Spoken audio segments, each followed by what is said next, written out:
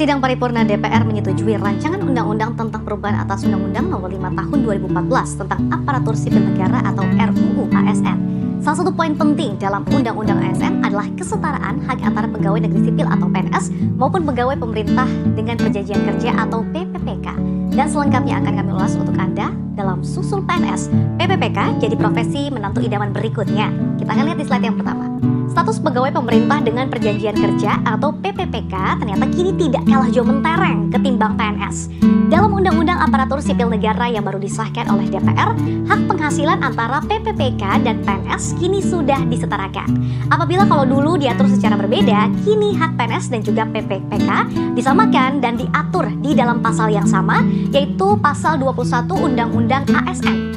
Pasal ini mengatur tentang kesetaraan hak dan kewajiban antara PNS dan juga PPPK. Nah, perubahan komponen hak menjadi terdiri dari penghargaan dan pengakuan yang diantaranya ini berasal dari penghasilan, baik gaji ataupun upah. Kemudian motivasi, nah ini bersifat finansial ataupun non-finansial. Kemudian tunjangan dan fasilitas, termasuk tunjangan dan fasilitas jabatan dan atau tunjangan dan fasilitas individu. Selanjutnya, jaminan sosial, termasuk jaminan kesehatan, jaminan kecelakaan kerja, jaminan kematian, jaminan pensiun, dan jaminan hari tua. Berikutnya, lingkungan kerja. Nah, ini ada pengembangan diri, juga kemudian baik pengembangan diri dari segi talenta, ataupun karir, ataupun pengembangan kompetensi. Serta ada juga dari segi bantuan hukum. Namun, Presiden ini dapat melakukan penyesuaian komponen penghargaan dan juga pengakuan ini dengan memperhatikan kemampuan keuangan negara. Undang-Undang ASN yang baru disahkan ini memuat aturan bahwa pegawai pemerintah dengan perjanjian kerja atau PPPK akan mendapatkan hak yang sama seperti PNS. Salah satunya mendapatkan jaminan pensiun dengan skema Defined Contribution. Dengan demikian, PPPK nantinya akan mendapatkan hak yang sama dengan PNS seperti mendapatkan jaminan pensiun. Jaminan pensiun sendiri merupakan program perlindungan yang dirancang untuk menjamin kehidupan pegawai saat memasuki masa pensiun. Menteri Pan-RB Abdullah Azwar Anas mengatakan terkait dengan kesejahteraan, PPPK dan ASN ini akan dijadikan satu sistem, yaitu Defined Contribution. Nah, Defined Contribution adalah suatu desain pensiun yang mengharuskan pesertanya menyisihkan sebagian dari penghasilannya untuk diinvestasikan dalam suatu instrumen investasi dan diakumulasikan selama masa kerja sampai dengan saat pensiun. Dengan skema ini, pesertanya dapat membeli produk anuitas atau menerima pembayaran berkala dari saldo dananya. Manfaat yang diterima oleh peserta merupakan akumulasi kontribusi peserta selama masa kerja dan hasil investasinya. Formulasi besarnya manfaat jaminan pensiun dan jaminan hari tua ditentukan dengan memperhatikan jumlah iuran yang dibayarkan. Di dalam skema ini, biaya program lebih dapat terprediksi. Artinya, pegawai pemerintah dengan perjanjian kerja atau PPPK kini bisa bernapas lega karena mereka akan mendapatkan jaminan hari tua atau JHT jika sudah tidak bekerja lagi.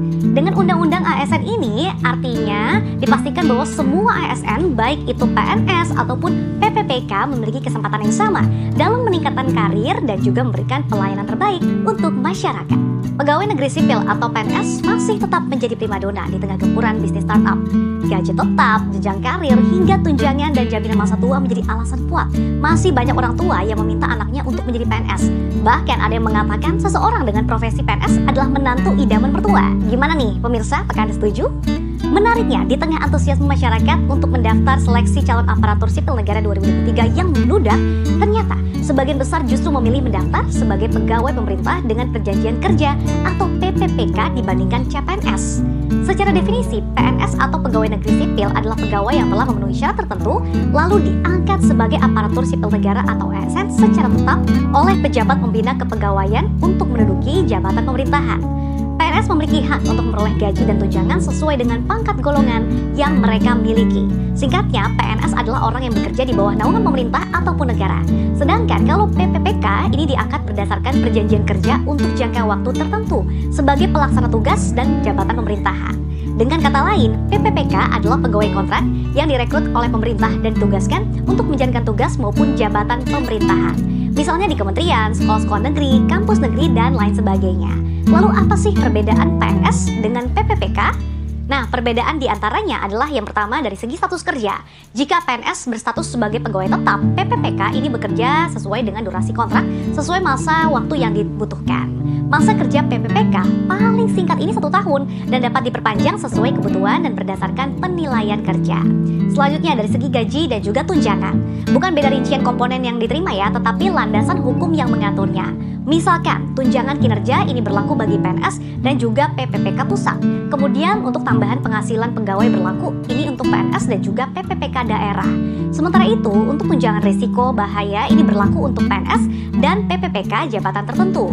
Nah, untuk PPPK yang dinyatakan lulus, dipastikan akan langsung mendapatkan gaji penuh tanpa harus ada diklat atau sekolah tambahan lainnya. Berikutnya dari segi proses rekrutmen atau tahapan seleksi. Bagi Anda yang ingin menjadi PNS harus melalui 3 proses seleksi yang meliputi seleksi administrasi, seleksi kompetensi dasar, dan seleksi kompetensi bidang. Sementara untuk PPPK ini hanya melalui 2 proses seleksi, yaitu seleksi administrasi dan juga seleksi kompetensi. Pada seleksi kompetensi, pelamar PPPK dihadapkan dengan 3 bidang tes, yaitu manajerial, teknis, dan juga sosial kultural. Selanjutnya dari segi kedudukan hukum, meski sama-sama menjabat di pemerintahan, ada perbedaan kedudukan hukum antara PNS dan juga PPPK. PNS ini bisa menduduki seluruh jabatan pemerintahan dan berbeda nih dengan PPPK yang lingkupnya terbatas.